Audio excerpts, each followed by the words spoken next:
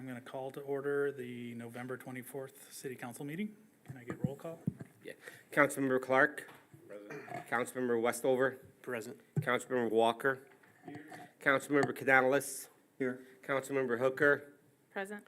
Mayor Pro Tem Hands. Present. Mayor Perrigo. You have a quorum. Can I get a motion to excuse Mayor Perrigo? I will make a motion to excuse Mayor Perrigo. Supported. All right. All those who wish to excuse Mayor Perrigo, vote with aye. Aye. Any opposed? All right. Now we'll move on to item 3, Pledge of Allegiance. If you could stand and remove your hats. I pledge allegiance to the flag of the United States of America and to the republic for which it stands, one nation, under God, indivisible, with liberty and justice for all.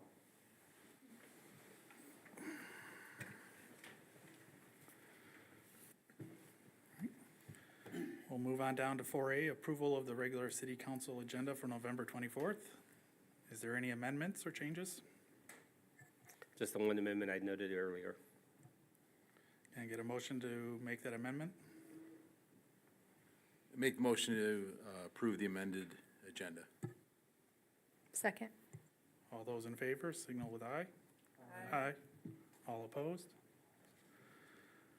Moving on to item 5B, approval of the regular council meeting minutes from November 10th, 2025. Is there any noted changes? If not, can I get a motion to approve those? I'll make a motion that we approve the regular council meeting minutes from November 10th. Support. All those in favor signal with aye. Aye. All those opposed? Moving on down to 5B, approval of the special council meeting minutes from November 17th, 2025. Is there any changes? If there's none, can I get a motion to approve those? I'll make a motion to approve those minutes. Second. All those in favor signal with aye. All those opposed? Motion passes.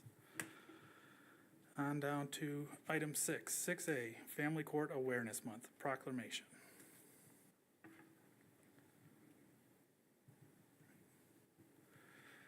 This month is Family Court Awareness Month Proclamation, whereas the mission of the Family Court Awareness Month is to highlight the need to prioritize child safety in family court, as 1 in 3 families in Michigan are exposed to domestic abuse. Whereas an estimated 58,000 children in the U.S. are ordered into unsupervised contact with an abusive parent each year, resulting in almost 1,000 children in the United States being murdered during visitation with an abusive parent since 2008. In Michigan, 39 children have been murdered by a parent since 2008 during a divorce or custody disputes, including 6-year-old Rowan Maury Poles of Caledonia, Michigan in 2024, and 3-year-old Dylan Tebow of Kent County in 2021. Whereas Rowan's and Dylan's families have been working to increase awareness of child safety issues by promoting Family Court Awareness Month and have been honoring their children's legacy by introducing legislation to improve the safety of missing children in Michigan and helping improve Kent County's response to domestic violence. Rowan's Act was introduced in the Michigan House of Representatives this year by Angela Regas, who represents portions of Allegan, Kent, and Berry counties. This amendment would allow a faster response for Amber Alerts to be issued if police believe a missing child is to be endangered.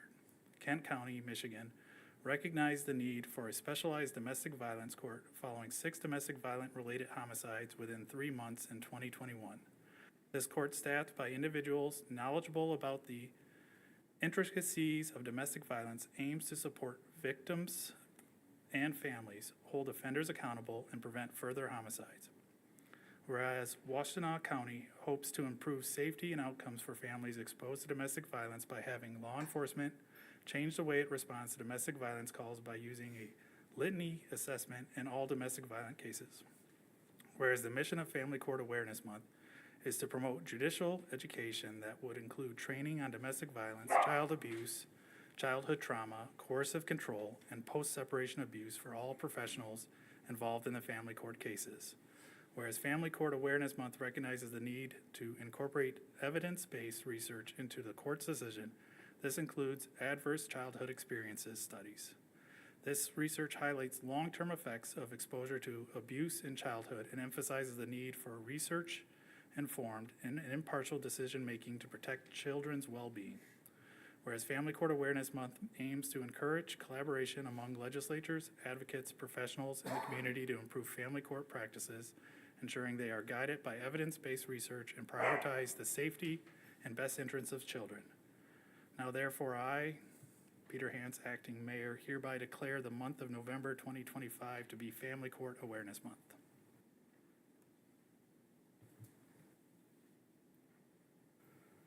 All right.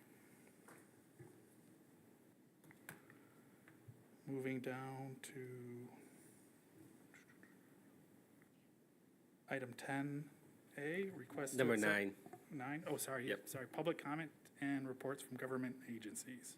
If anybody has any public comments, you can come to and state your name, and you'll have 3 minutes to address.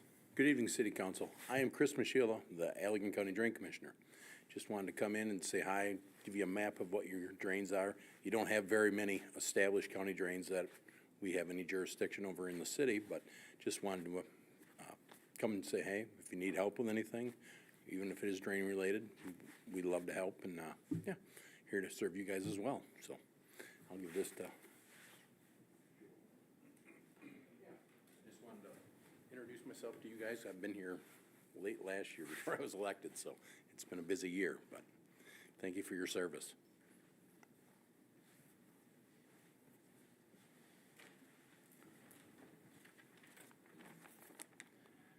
I'm Tessa Pierce Thomas. I live at 321 Grant Street in this city. And sitting here reading that, I didn't notice anything on safety. That's why I'm here. Down at the end of this street, you'll find this. It's just a sign, and it says go that way or go that way. A while ago, we had an incident at Schondorf where a car went through the building all the way to the kitchen. If there were people sitting there, there would have been some fatalities, I'm sure. And I'm here to prevent those fatalities on our little park behind that sign.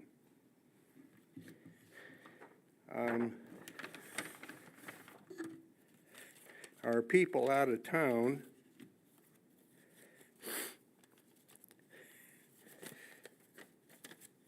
Scott's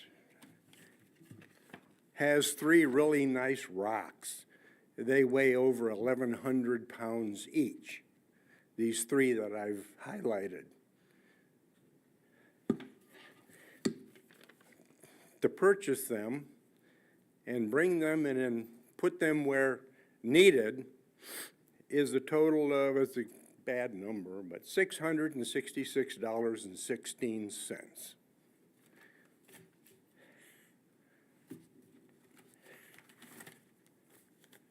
There's $666.16. I'm paying for it. You have the right to vote on it. I'll buy you the rocks, I'll deliver the rocks. I don't want to see somebody sit out there having a meal with their baby in a carriage and a car go through there. Thank you.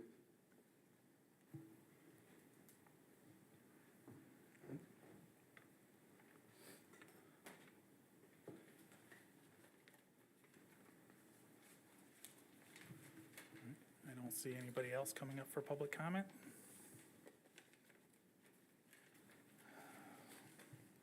So we'll move on down to 10A, request to accept the auditor's report on the city financial year 2025 financial statements.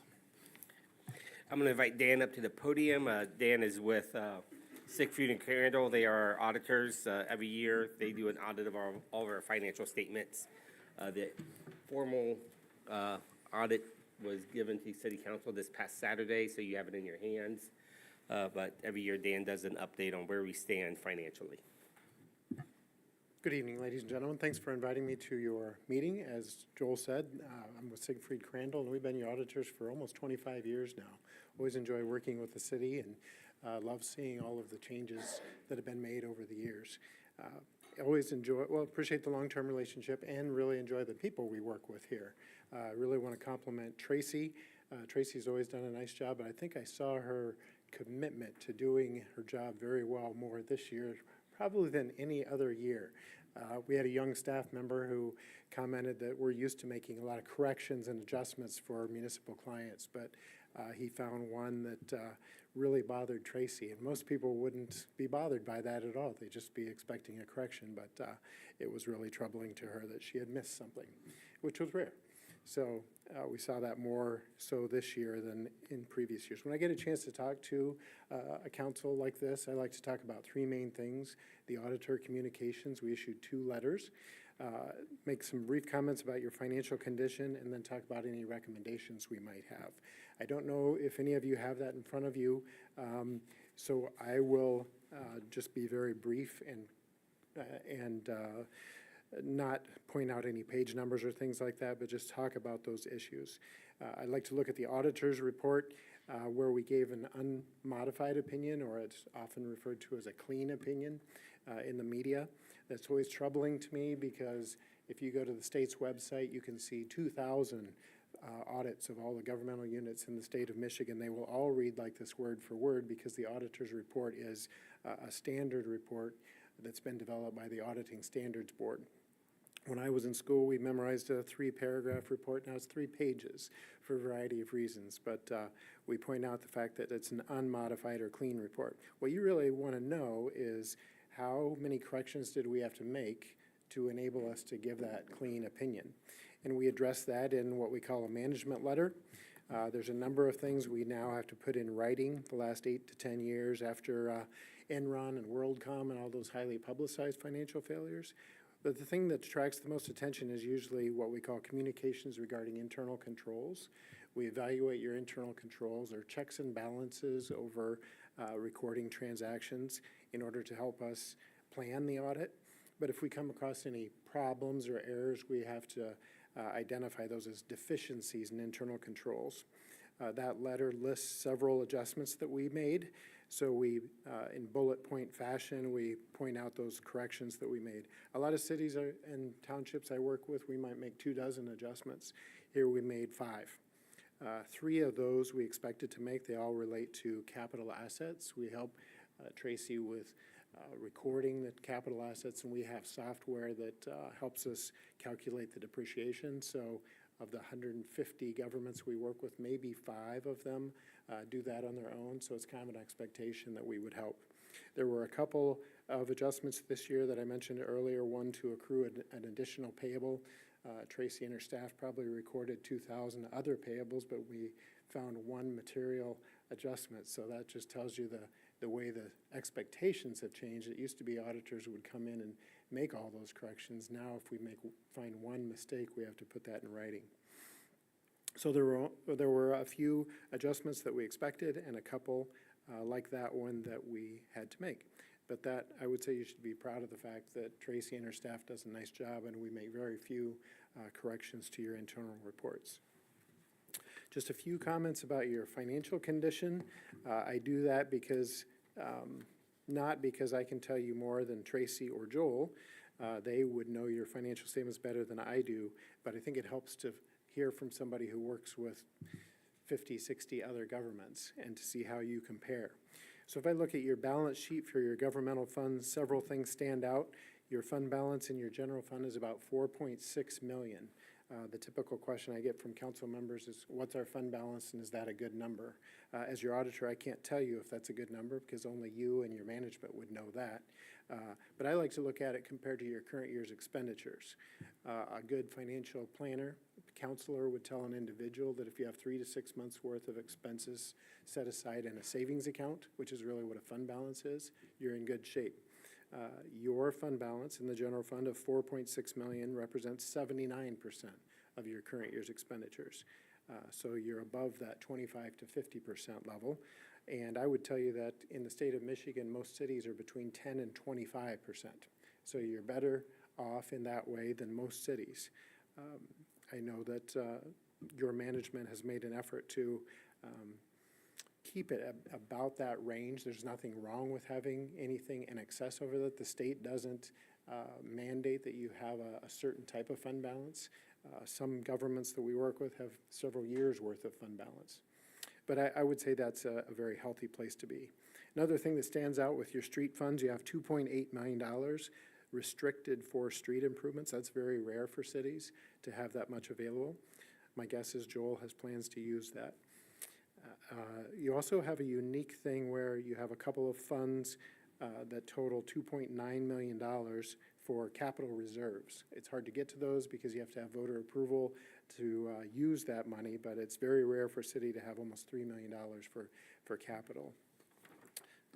Looking at your proprietary funds, those two are in good shape. There, your what we call net position or equity is very healthy. It's over $4 million in the sewer fund and $635,000 in your motor pool fund. That means you have a fairly healthy balance to buy equipment if you need it. If I had one concern, and when I look at your financials, your unrestricted net position in the water fund is about $1 million, and that fund generated an operating loss this year of about $400,000, which is fairly typical, but it exceeds your depreciation provision. So that's one area, and maybe Joel and Tracy, you're probably already on this as far as getting a rate study or evaluating that to see if there needs to be increases in rates in the water fund. I could probably spend a lot more time on your financials. I did want to make one more comment. Often generates a question here. The defined benefit plan for your police officers is funded at 64%. That's a little bit higher than last year and fairly similar to the last number of years. That's another area of not so much concern, but the state really MERS, who manages your plan, really likes to see it about 80%. So if there were any recommendations I would make, it would be to look at the rates for your water fund, as well as, maybe increasing contributions to that defined benefit plan to get the funding level up. But as far as other things, I usually talk about internal controls and improving those. Tracy and our staff do a very nice job. If they just continue on that path and monitor your internal financials like they do, I think you're in good shape. So in summary, you have good people managing your finances, and the city as a whole and each of its funds are in a really healthy position. I'd be happy to answer any questions you have now, but we're always available throughout the year as well. Anybody have questions? So every year, we need a motion from you to accept this report.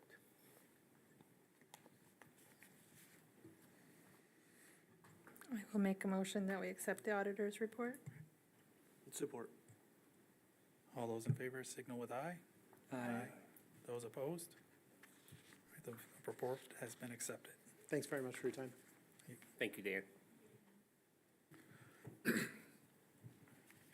Moving on to 11A, City Boards, Commission, and Area Agencies. 11A1, review of the November 2025 Downtown Development Authority meeting minutes. I will handle this and the next couple, so I'll just roll right through. The DDA met on November 12th. We reviewed a handful of things. The parking lot identifiers that went up at the end of October, early November. We also placed new stencils on the sidewalk to remind folks to walk their wheels and keep bikes and scooters and skateboards off of the sidewalk and carry them or walk them. We recently formed a subcommittee of the DDA titled the Business Resource Team. So that group kind of gave an update on where things were at. It's their very early stages, but we've already had a prospective business owner reach out wanting to contact the Business Resource Team. So we were very glad to hear that that has permeated outside of just meeting at the DDA. And then we reviewed the downtown master plan that we've been working on over the last several months at that level. And that was about it at DDA.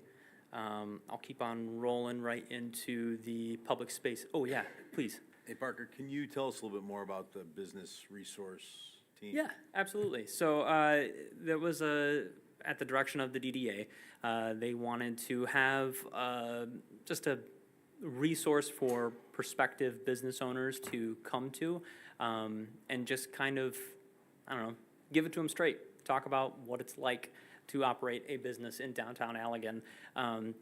Provide them with almost kind of like a welcome wagon of resources, things like parking rules and reminders, how to dispose of your trash and recycling, but then pull back the curtain a little bit and look at numbers. What's rent like? What are you bringing in on certain months? What's the best day of the week? Things like that. So the subcommittee is comprised of Nicole Heslip, who is our DDA chair, Lacey Schmidt, who owns the Eccentric Garden, Alex Wilkening, who is opening Another Mother at the former Bubba's location, and the last person I'm forgetting. Carly.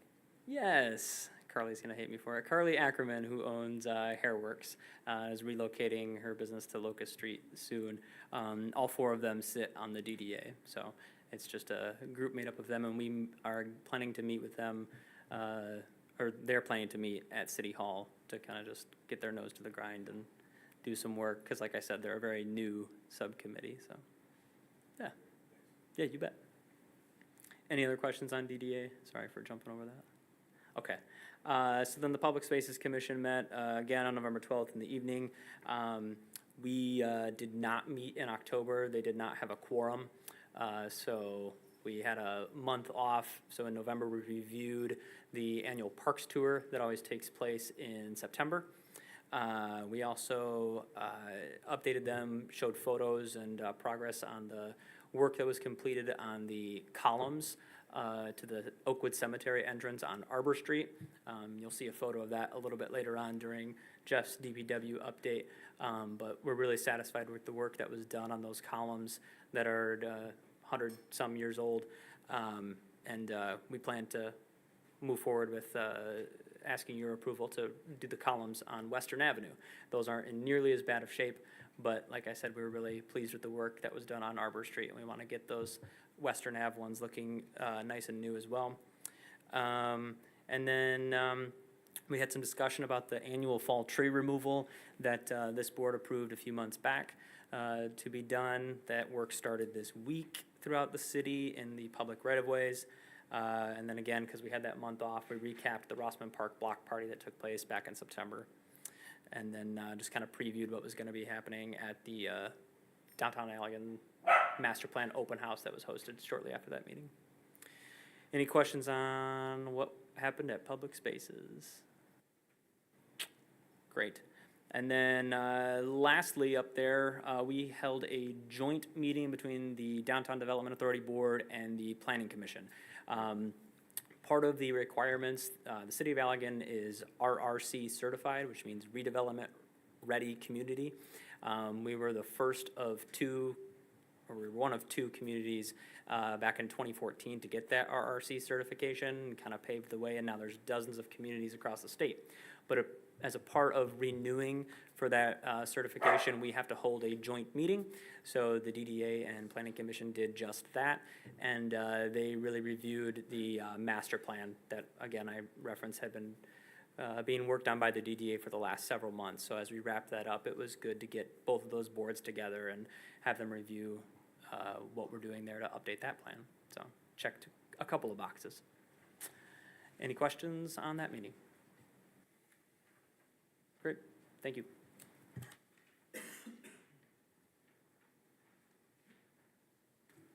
All right, then we'll move on to 11D Public Works. 11D1, request to approve PO 260843 to Michigan Paving Materials Company in the amount of $700,598.05 for the Airway Drive resurfacing project. Do you have a report? Yep, I'm going to invite DPW Director Jeff Morey up to the podium to go over these next three reports for you, Council. And Jeff, if you have questions, I'm right here. Sure. So yeah, we're just requesting that City Council approve PO 260843 to Michigan Paving and Materials in the said amount for the Airway Drive resurfacing project. A little bit of background on that: we got a TEDF grant, and in October we put that out to bid. Michigan Paving came back roughly 10% under engineer's estimate. So that'll be mill and fill down to subbase, ADA ramps at 4 intersections along Airway Drive, and storm sewer catch basin replacements. Any other questions? Are there sidewalks for ADA ramps there? No, there are not. But with that grant, ADA ramps are part of that have to be put in for potential sidewalks to happen.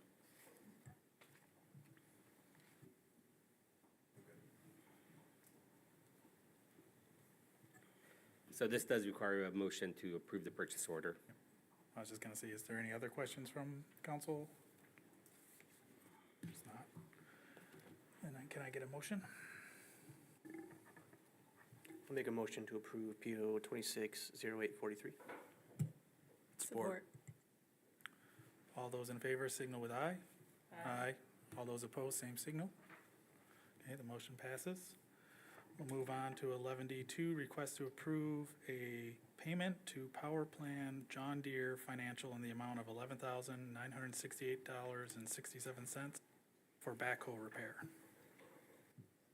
Yeah, so a little backstory on this, the whole back end of the backhoe, the hoe part and the extend-a-hoe part, the electronics over hydraulics were failing. You'd go to extend out and it would just keep going. Either way, it was a big safety issue. We had called AIS from Grand Rapids to come down. They diagnosed it at the Public Works building. Was too extensive for them to do in the field, so we had it towed to Grand Rapids. And if you guys looked at the invoice of the almost $12,000, about $8,800, $8,900 of it was labor. So they had to take the whole floor out of the cab, undo every hydraulic line to get to they call it the spool, but to repair all the parts in that. So we are, asking for that payment to happen. The backhoe is back, it's working great, and it will require a budget adjustment for fiscal year '26. Have any questions from council?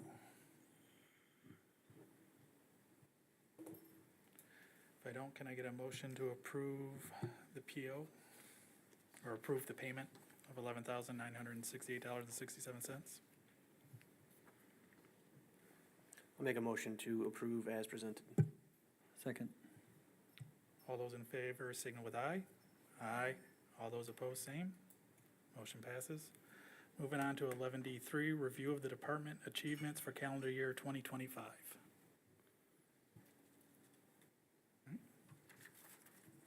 Good to go? You're good to go, Jeff. Okay, I didn't know if Parker had any. Oh, Nope. there they are, all right. You wrote the report, so. So, yeah, in the parks part of the Public Works, we planted 10 trees throughout the city this year. 13 will be taken down. They started today on the tree removal program. Roughly 30 trees pruned, trimmed. The big project that started October of last year was the removal of every panel on the riverfront from the library to the Iron Bridge, totaling 880 feet, cleaned, sandblasted, powder coated, and put back in place. That was completed about mid-September this year. We worked with FCNA on the swing set that's down on the riverfront, on constructing that. Let's see, of course, Mahan Park project was completed this year. And then maintain the fountains in the river.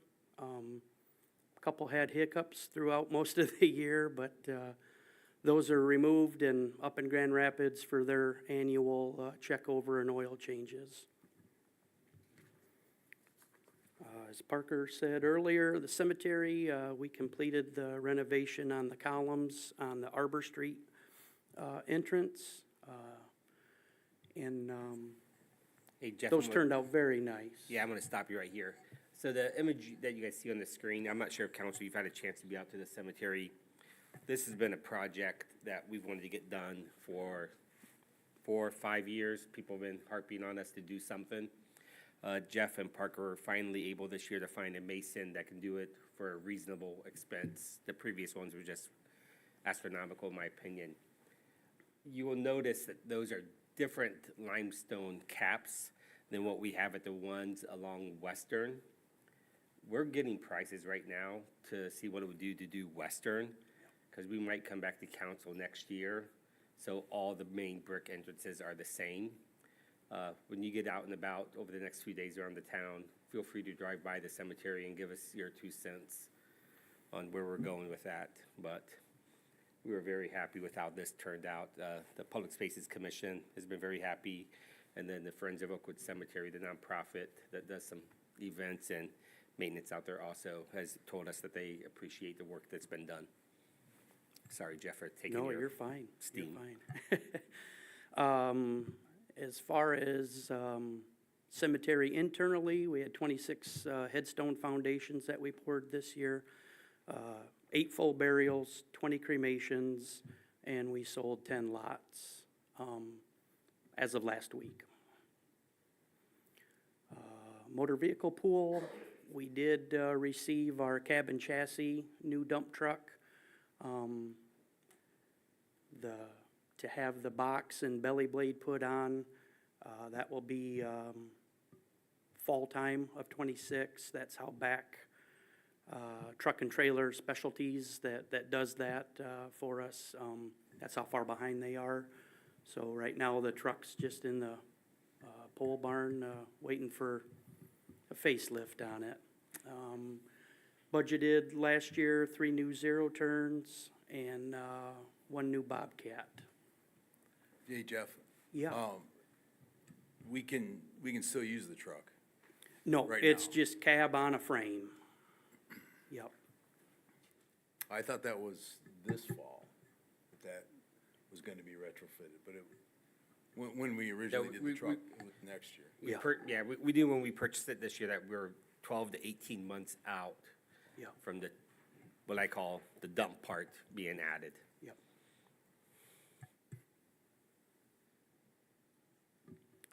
And then, last but not least, well, I guess we got 2 more. The streets, Ely Street was completed this year, mill and fill project. Throughout various spots of the city, 210 feet of sidewalk replacement. Hubbard Street parking lot was reconstructed, as you all know, and finished. That looks good. Mill and fill resurfacing of the Water Street parking lot between Bumper to Bumper and Perrigo Outlet Store. And then I would say the old antique street lamps along Water Street and the riverfront. 9 bulbs were replaced and 2 complete heads were changed out on those. Out at the airport, the new 6 plane T hangar has been completed and is full of tenants already. We got a new fuel card reader at the gas pump, and that seems to be doing a lot better than the old one that we had. As you can see, the fuel sales, just shy of 37,000, about 7,200 gallons worth was purchased, and $84,882 in hangar rental this year. Real quick, this is more for the new council member, Clark. The airport is a city-owned airport. All improvements we do out there, the federal government and the state pay for about 95% of the work. So the city only pays for about 5% of the work out there. We pay for the maintenance, the mowing, but the construction stuff. So when you see that, the T-hanger project was done, 95% is from federal and state funding. Every year that we accept our, well, I'm just gonna call the state and federal funding for our projects, we agree to keep the airport open as a general aviation publicly accessible airport for 20 years. So every year you'll hear from residents saying, get rid of the airport. We have a 20-year agreement that we can't get rid of the airport, or we have to pay back the FAA and the state all the funding we got for the previous 20 years. So there's more, for the new council member, but also a reminder for the existing council members on what that, piece of land out there on the east side of the city is to us. Yep. Any questions or concerns that I didn't bring up to you guys? I guess on that note, when did that assistance start? So like you said, a 20-year mark, what year did that start? Just for everybody's knowledge. Every time we take more money, it extends again. Oh, really? Yes. Yeah. Ah, that's interesting, okay. Every year, we add 20 more years to this So relationship. whenever we do an improvement that they pay that 90 to 95%, that's when we have to sign that agreement. So when we do improvements like the T-hanger, what was the total cost to us on that? Was It was, like 10,000 or less? oh yeah, to us, yeah. Yeah, The to total us, pro- that's what I mean. Yeah, the total project was close to $1 million. but Return yeah. on the investment of it happens fairly quickly when you have that type, so it tries to then start putting more money towards the actual running cost of the airport, which is probably the biggest cost is the mowing and then the utilities. Yeah, mowing is the biggest cost we have out there. The second thing that council, since we're going over DPW this evening, the stuff they do, we were informed by MDOT this summer that the runway has to be completely resurfaced.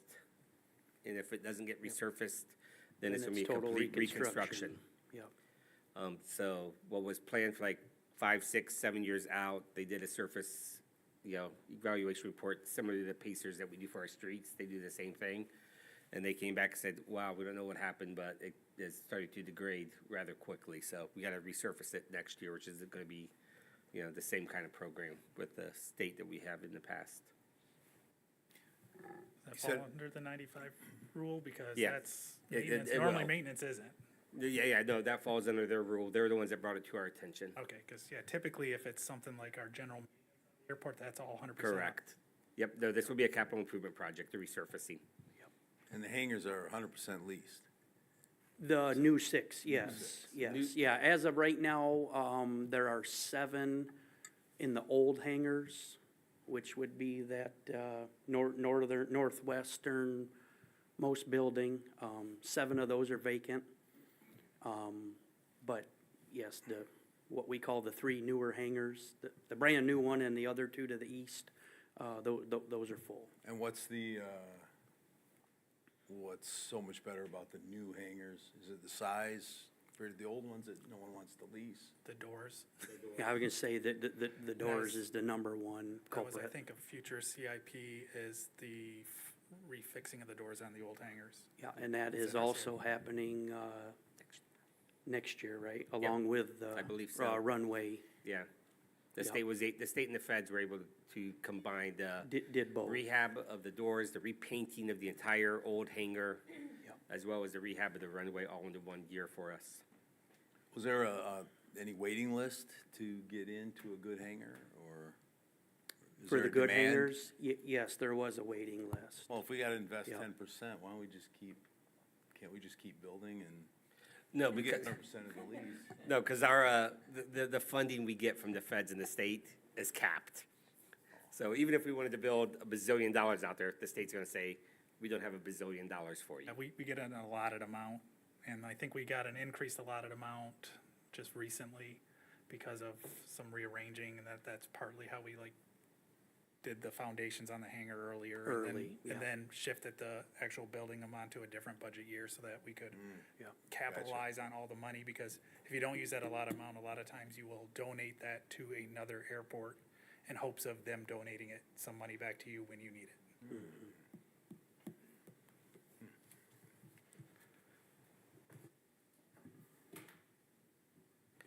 Any other questions for Jeff? Thank you, Jeff. Thank you, guys, you Thanks, bet. Then we'll move on to item 11E1, request to approve accounts payable and payroll. Thank you. So accounts payable is at the amount of $386,903.11. Payroll, $144,300.14, for a total of $531,203.25. I make a motion that we approve accounts payable and payroll. I'll make a motion to approve the accounts payable and payroll. All right, so we have and we will have a vote. All those in favor signal with aye. Aye. All those opposed, same signal. All right, motion passes. Now we'll move on to 11E2, request to approve the 2026 Allegan Fire District budget. Do we have a report from the? Sure. I'm going to invite John Cook. He's the chairperson of the Allegan Fire District Board. As stipulated in my report to council, this is a joint authority between the city of Allegan and Allegan Township. The city appoints 2 members, Councilmember Walker, and then Rick Day is the city's appointees. The township appoints 2, and then those 4 select a 5th person, a community at large member, and that would be Mr. Cook. Thank you. It was interesting to listen to I'll get off for just a second, to listen about the airport, because I sat in that seat from 1989 to 2005, and we're probably dealing with the airport extension that we did sometime during that term, where it was delayed for several years because of a land-bearing crayfish, and we could not build the extension on the runway. So, and I can remember sitting through an MDOT presentation, the Aeronautics Division of MDOT, about the future of travel in the state of Michigan with small airports. So, just a little old news for you. Thank you for allowing me to come tonight and speak. I think you all have the budgets presented to you. As Joel said so correctly, this is a joint venture between the Allegan City and Allegan Township. This was started in conversations in 2005, just to give some of you new members some background on this. We actually formed in 2006. Allegan City and Allegan Township used to have a joint fire department together, and in 1994 they split. Allegan Township took Valley Township, Allegan City took Trowbridge Township, and then we each had our own fire departments. For years, Allegan Township firemen would drive by the Allegan City station to go out and get in their trucks and then maybe drive back by our station, and then vice versa the other way. All the firemen hated each other. They didn't know why, but they did. And fortunately, we don't have that problem anymore. We were able to put the city and the township back together. For about 18 months of conversations, Valley Township and Trowbridge Township were involved in the process also. And then at the 11th hour, they decided that they would find different ways to operate their fire department. It's important to note that our budget is based each year on a formula that we have used since 2006, which is based 30% on population, 30% on a 5-year average of the man-hours in each entity, so man-hours in Allegan Township, man-hours in Allegan City, and then 40% on taxable value in each entity. We get the same form from Tracy as I do from Allegan Township, so we're always comparing apples to apples, and that's how we get to that point. And you can see if you can follow my math, it makes good sense to me, but I've been told it doesn't make good sense to a lot of other people. But you can see that This year, I think the city is at 48.4% of our budget, and Allegan Township is at 51.6, if I'm going just from memory. This is a process that takes place every October or as soon as we can, once we get a 9-month budget, and we use our 9-month budget to determine what our next year's budget is. Many of you weren't here, but probably 3 years ago, I stood up here and I felt like an evangelical preacher, and I said, the end is near. We're going to have to get more full-time people, and that's where we're at today. As I'm sure you all see in different boards and other activities that you partake in, that volunteerism is a struggle anymore. We don't see that in our society like we used to. Bear in mind that our firefighters take a lot of training, probably averages about 8 hours a month in training, so that we can stay up to date with guidelines that are provided, but also so that we can stay on the right side of OSHA should we ever have an issue. So I think that drives some of the volunteerism away, but it's also, as I said earlier, just a societal change, and people have different things they want to concentrate on for their spare time. So that brings us to the point where we need another full-time person. We have one full-time employee now, and that is Chief Brink.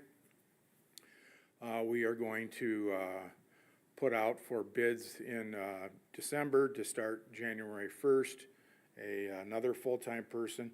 What that does is that gives us 2 people full-time at the station, and we are a fire department, and you think that we are a fire department that fights fires.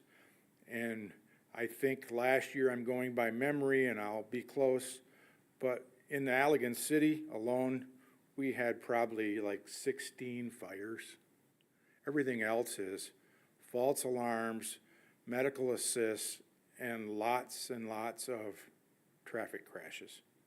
So for a lot of our calls, we can get on scene and maybe take care of the situation with 2 people, especially at a car crash, and start getting the triage and understanding what's going on. And as more people show up, then we're ahead of the game. Many years ago, when the fire departments were formed, we had Rockwell as a big employer in town, and Perrigo, who is still a large employer, but not as many of our people in the fire service work at Perrigo as they used to. And that was easy we were allowed to leave for a fire. Now many of our firefighters are working outside the city. And so from that 7 a.m. to 5 p.m., when 56% of our calls we don't have the manpower. We have 26 or 28 people on our roster right now, and during a daytime call, we are tickled to have 7 show up, 7 to 9. So that's why we felt like it was important that we put another full-time person on. What this budget also does, this year we had 4 firefighters take care of 5 days. That sounds crazy, but one gentleman worked 2 days of the week, and the others were able to manipulate their work schedules where they were able to come in and work from 8 to 5 every day, so we always had 2. 3 of those, this budget allows for 3 days out of the 5 during the week to have 3 people on staff at the station ready to answer a call. And then the other 2 days, there's always be 2 full-time people there. We do rely more so than we ever used to, more so than I like, but that's the nature of the beast now, is that we rely a lot on mutual aid, but we also give out mutual aid a lot, because this isn't an Allegan problem. This is a state of Michigan problem for volunteer, in parentheses, fire departments. So that is why you see an increase in the budget. I think that's a total of about 70,000 there when you figure, insurance, a pension, a salary, and then payroll taxes and associated things like that for that one more person to go full-time. The other thing we've came to the realization late in the budget process is we need, and you have that on the budget next, or on your agenda next, we need a new fire truck. And when I say new, this is a 2015 used pumper with 15,000 miles. It's out in Oregon. Chief Brink and Lieutenant Goodman just came back from going out and checking it out and said, yep, this will work for us for many more years to come. It will replace one that has some rusted tank issues, some braces on the tank, and then just some new tires. Overall age of that truck, I think it's an 87, correct? 89, close enough. That one estimate is of over 40,000 to bring it back up to a condition where we want to put it on the road. And, you know, when you're dealing with that age of a truck and those types of structural issues with the tank, what's next? So the board has decided, instead of waiting for the next 40,000 thing to drop, maybe as soon as 2 weeks after you already spent 40, we needed to take that truck out of service, sell it for whatever we can get for it, and then find something new. So we've done that. Our board has had conversations with Huntington National Bank, who we've used on 3 purchases previously. We got a nice rate from them, and worked with Roger Sweats, who we've always used from the law firm of Dickinson and Wright. And so closing date for that new truck, should the city and the township and the fire board approve the resolution, is scheduled for December 19, and we should have that truck in service, I would say, late January at the latest, when that gets shipped to us from Oregon. So right there is, that's the largest extent of why we have an increase this year of about 90,000, I believe, for the city of Allegan. You see on that bottom page of that member cost calculations, we've been doing really well. But this year we're $193,000 more than what we've asked for the last 2 years. And it's time that we have to make some difficult decisions and move forward so that we can continue to keep our residents safe of the fire district, which includes Allegan City, Allegan Township, and 6 sections of Cheshire Township.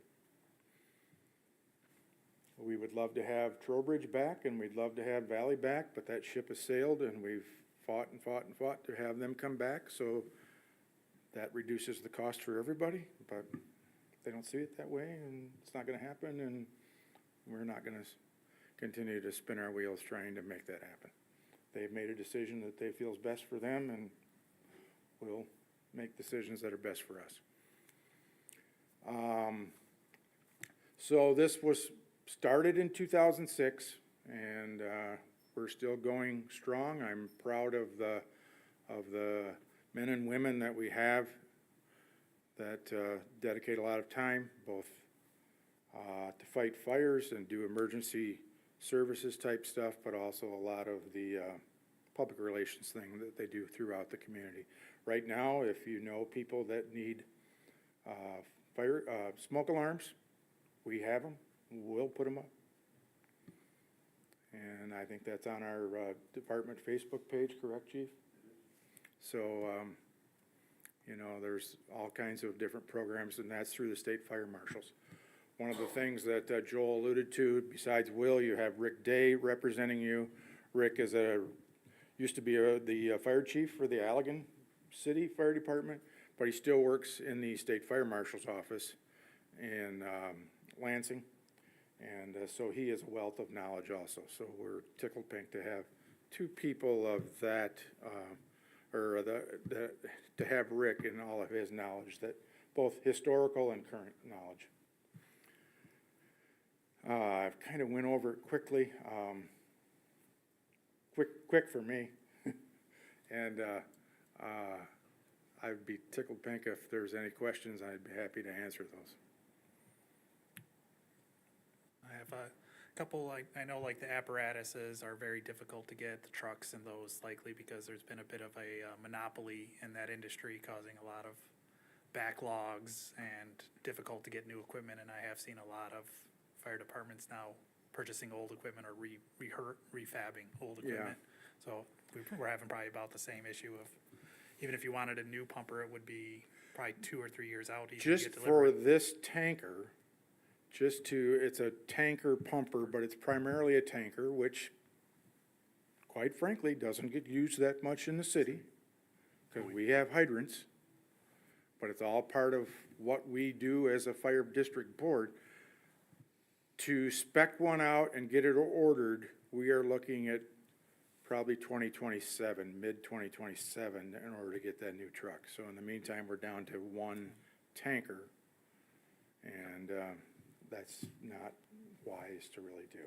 We could convert some other pieces of apparatus to make them a tanker, but they're not a tanker. I would really enjoy if the other townships would join back in. I would figure they were having similar issues with training cost and maintaining their trained firefighters that I hear a lot of fire districts and fire departments are, and it would be nice if we could actually get back together, but I understand they went their own way, and that's just how it is, but I'm still open to that type of possibility. As are we. We're happy to sit down and try to explain again, The advantage. politely, the advantages of us, all four of us being together. Bear in mind that Valley Township, which is, you go out Monroe Road and you don't go very far, 1.5 miles maybe, and you're in Valley Township, and guess who takes care of that in Valley Township? And again, that's their decision, fine. But fire trucks come from Hamilton for a fire or a car crash on Monroe Road. Unless they're really far out into Valley Township, then they come from Clyde Township. So, it's the old lead a horse to water, but you can't make him drink. And my last question is, with 2 full-time on staff, is there any talks of bringing back fire inspections for the industrial buildings? I know that was brought up a couple years ago, and we were supposed to start doing that, and then I we think kind of went that, to the side. I'm sorry to interrupt you, go ahead. It went to the side, and I haven't heard about it in a number of years. We couldn't come to an agreement on cost, I think, we do, but yeah, we'd be happy to look at that again. And one of the things that we will do is our building repairs and maintenance costs will probably go down some. And let me go back to that, remind me to go back to that, so I can tell you about the roof. But, because when we have maybe as many as 3 people on staff, there's no sense in hiring out lawn care. We can do that ourselves with a push mower, not an engine one either. It's one of those rotary wheels that we're gonna get for the guys, and then scissors for weed eaters. But no, so we'll be doing that ourselves. And so the only other real issue that we need lawn service for, or that type of entity, that type of business, is for snow plowing and stuff like that in the wintertime. Roof is hoping to be done by January 1st. I think we're now into a point where we're really concerned about snow. I'm sure many of you have seen the long-range forecast and even see the current forecast. That roof has a very odd design, a very odd cement roof design, cement ceiling design they are recreating something very similar to it in order for us to get that roof repaired. Most of the issues with that roof are all beauty. There's no real structural, the roof's not leaking into the station. When that building was designed and built in 64 or whatever that was, it's got like a 4-foot overhang. And probably because that's the way these roof sections came in certain lengths, so they said, well, we've got 8 feet too many, so I guess we'll put 4 feet on one side and 4 feet on the other. And that's what is cracked and busted. And so, but that's all being taken care of by insurance. We have a $1,000 deductible. And so that's a really good thing that we have great insurance. It's a insurance company that is fire departments throughout the nation that have been able to work together to keep our costs low, accordingly, somewhat. Any other questions from council?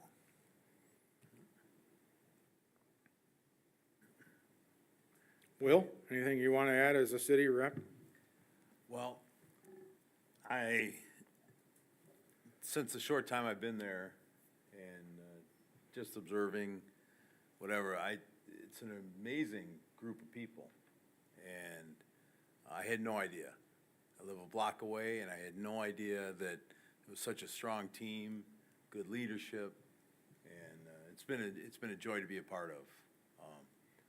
In my opinion, within reason, we need to always try to just do everything we can to supply the needs of the department, because they're doing everything they can.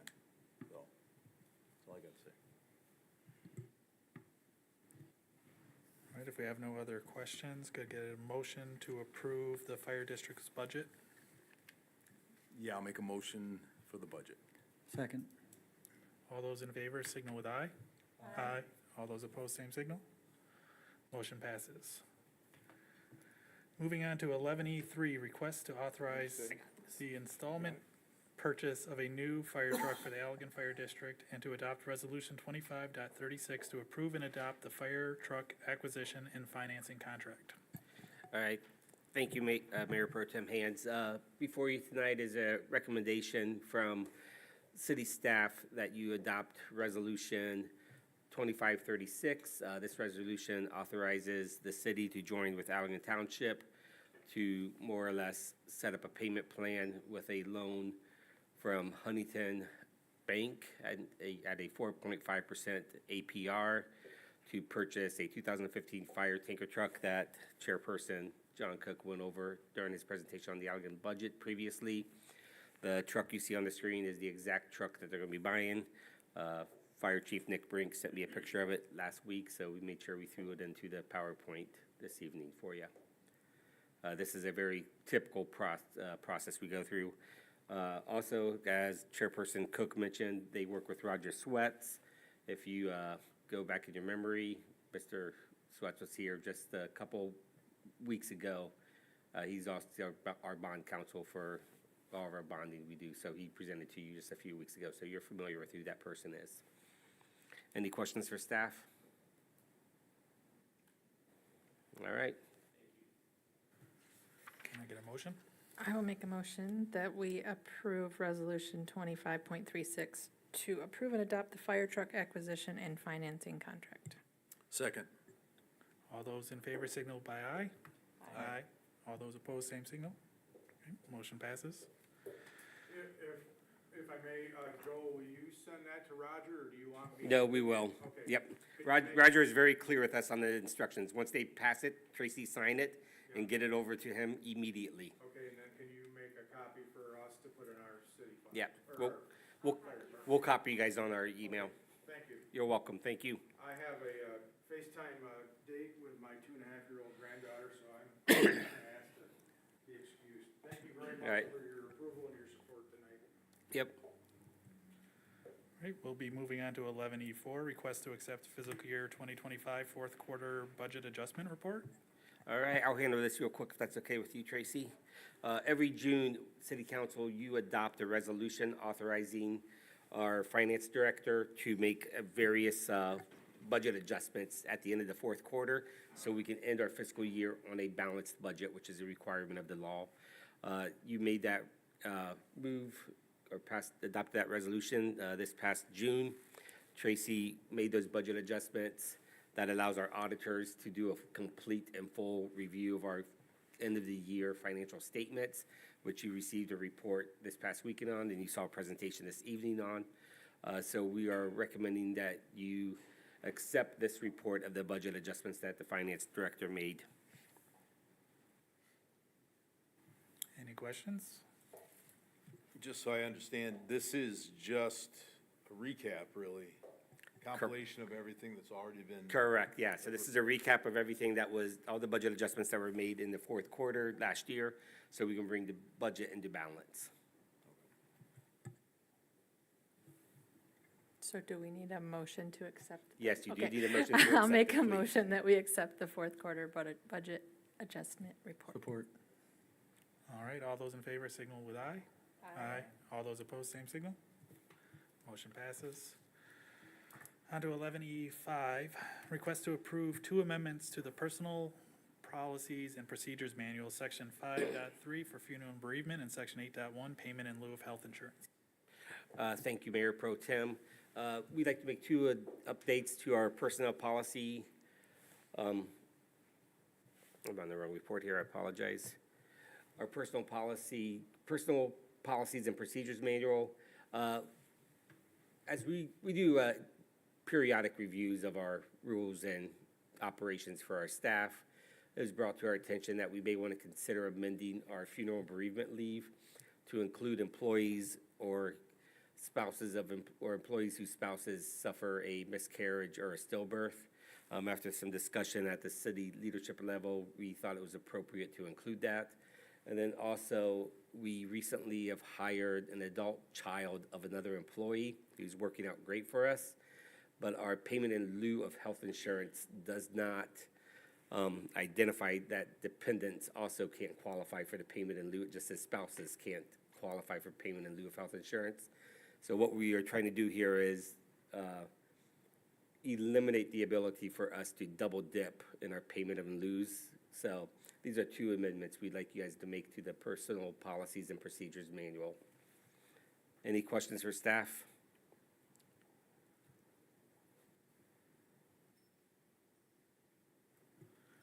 All right, if there's no questions, can I get a motion to approve these changes? Okay, I'll make a motion to approve the update to the personnel policies and procedures manual. Support. Any other discussion? All right, all those in favor signal with aye. Aye. All those opposed, same signal. All right, motion passes. Moving on to 11E6, request to receive an update on the public engagement activities taken by the city during the 2025. All right, recently you guys approved our public engagement plan. This is a requirement of being a redevelopment-ready community in the state of Michigan through the MEDC. Mohammed took the lead on putting that together for us. We submitted it to the MEDC. They responded that as part of that submission, we had to give council an update on all the different ways we've engaged the public during 2025 so far. So now we're back in front of you again, giving you that report. It is in your packet. It's also on the screens for you. We just need council to adopt that you've accepted this report. Any questions on this? Can I get a motion to accept the report? Make a motion to accept the public engagement activities report. A second. All right, all those in favor signal with aye. Aye. All those opposed, same sign. Motion passes. 11E7, request to approve the closure of City Hall at noon on December 12th for the annual employee holiday party. Thank you, Mayor Pro Tem. This is an annual request from the city manager that we close City Hall Friday, December 12th for our annual employee holiday party. The holiday party starts at noon at the Griswold. Council members, you've all been invited. Hopefully you've responded. You're allowed to bring a +1. And what this allows us to do is to just carry the festivities into the afternoon and then into the evening, which is Art Hop in downtown Allegan as part of our Festive Fridays. Any questions for staff? I make a motion that we approve closure of City Hall at noon on Friday, December 12th. Support. Any other questions? No. Discussion on the motion? No. All those in favor signal with aye. Aye. All those opposed, same sign. All right, then we'll move down to public comment. If there's anybody else that has public comment, you can come up and cite your name and address, and you'll have 3 minutes to address the board. I just want to present this. If you can, normally we'd have it, hand actually right to, And it has the estimate. as the estimate. All right, I'll take a look. I have the cash. All right, Jason. Any other people for public comment? If not, we will move on to communications from the city manager. All right, thank you, Mayor Pro Tem. A few things I want to touch base on with you this evening. First of all, I appreciate Tessa coming to see me last week to share her idea about the placement of boulders, is what I'll refer to them as, at the Trowbridge Plaza. We've talked about that with staff, and we are in full support of this, especially since she is willing to make the donation. That makes it a lot easier for us. Parker Johnson and I walked down there, looked at the area. It will not interfere with snow removal at all, and it's a much better safety precaution than the yellow signs we have right now. So this really doesn't need council action per se, because it's well within my spending authority and working with a resident to receive a gift. And with Jeff Morey, the DPW director, and Parker Johnson, the assistant city manager, we make improvements to parks and public spaces all the time. But I really appreciate Tessa stepping up, so we'll be in contact with you probably tomorrow to seal the deal and get the thing done. Also, to the firefighters that are here, thank you guys for volunteering and serving. It's not easy work. And we really appreciate it on behalf of the residents of the city and city council, so thank you for that. This Thursday is Thanksgiving. If you celebrate Thanksgiving, I hope you have a happy Thanksgiving with the people you like, or the people you are forced to put up with, because families come together for it. So hopefully you have a joyful time with whoever you might be breaking bread with. Following Thanksgiving will be Saturday, Small Business Saturday in downtown Allegan. Please come out if you can and support small businesses. It's an event they are all going to be open. We're looking forward to it. Need to make council aware that today we found out that we received a MEDC grant to pay for 75% of the cost of a retail analysis of our downtown. This is something we did back in 2019, and so we're going to hire the same firm, Gibbs Planning Group, to do another retail analysis since our downtown's been redeveloped since then. It's kind of the timing is right for us to do this. Also, this is post-COVID, where the 2019 was pre-COVID, so some things have changed probably in the marketplace. The one we did previously was well received, not just by a handful of the restaurant businesses that were here, but also Heron Mark. Before they came here, they reviewed that analysis, and that's one of the reasons why they selected our downtown as a place to come, because they saw a need. So we're looking forward to getting that up and off the ground running. And then the final thing, go Buckeyes and beat Michigan.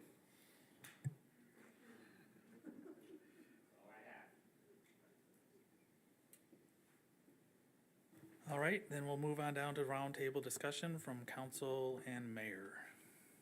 Let's start down towards Joel's end, so we'll start this way and go that way. I have nothing for today. I just want to also say happy Thanksgiving to everybody. Have a safe holiday. And since Joel started it, I gotta say, go blue. Melanie, on the 12th, we have our coffee with council, correct? Yeah. Do we have a time? We are here in Town Hall during the same time as Art Hop, so what's that, 5:30 to 8:30, Parker? 5 to 8. 5 to 8. So we'll be here 5 to 8, hot cocoa. And then there will also be Mayor Perrigo and Councilmember Clark on the 19th, same time.